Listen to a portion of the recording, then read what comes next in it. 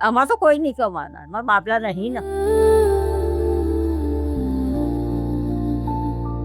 પહેલા તો મજૂરી જતી હતી ને તેનું ચાલતું હતું અમારે.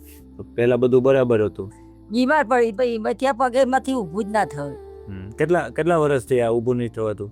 5 વર્ષ થઈ જાય. તો કમાઈ કોણ અત્યારે ઘરમાં? આમાં તો કોઈ નહીં કમાના, મારા બાપલા નહીં ને. તો ઘર કઈ રીતે હાલે?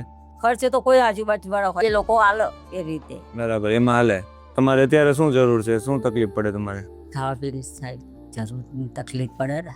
રોજનું રાવીને રોજ ખાવાનું? હા, એવું રીતે અમારું હાલ. પરિવાર અત્યારે ખૂબ જ ખરાબ પરિસ્થિતિમાં રહે છે અને એમની પ્રાથમિક જરૂરિયાત છે કે અનાજ કરિયાણાની વ્યવસ્થા થઈ જાય તો એમને થોડો ટેકો થઈ જાય. આપણે એમના માટે અનાજ કરિયાણાની વ્યવસ્થા કરીએ જેથી કરીને એમનું આવનારું જીવન જે છે થોડું સારી રીતે પસાર કરી શકે અને એમને જે ખાવા પીવાની જે તકલીફ પડે છે એ તકલીફ આપણે દૂર કરી શકીએ.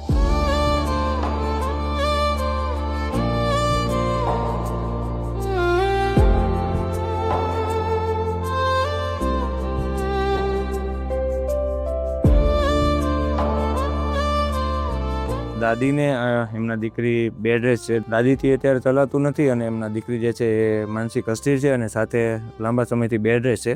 તો કમાવનાર કોઈ છે નહીં અને એમના માટે અનાજ કરિયાણાની જે તકલીફ હતી એ માટે આપણે અનાજ કરિયાણાની વ્યવસ્થા કરી છે અને આ જે કીટ જેમણે મોકલી છે એ અમેરિકાથી રામ ભરોસે સહયોગ આવેલો છે. જે પણ દાદાએ આ સહયોગ મોકલ્યો છે એમનો ખૂબ ખૂબ આભાર. ઈશ્વર પરમાત્મા એમને લાંબુ આયુષ્ય આપે એવી આપણે પ્રાર્થના કરીએ. જે આપી ને એમનો આભાર, એ ભગવાન જેવા જ ગણાય.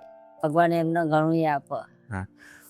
દિલથી ખૂબ ખૂબ આભાર જેમને પણ આ અનાજ કરિયાણાની વ્યવસ્થા કરી છે એમનો. બસ આવી રીતે પ્રેમ સપોર્ટ આપતા રહેજો. આપણે સૌ સાથે મળી આવા જે પણ જરૂરિયાતમંદ પરિવાર છે એમના સુધી પહોંચે અને એમને આપણે સૌ સાથે મળી મદદરૂપ થઈએ. બાકી સેવાનું કાર્ય કેવું લાગ્યું કોમેન્ટમાં જરૂરથી કહેજો અને સેવાનું કાર્ય ગમતું હોય તો વિડીયોને શેર જરૂરથી કરજો.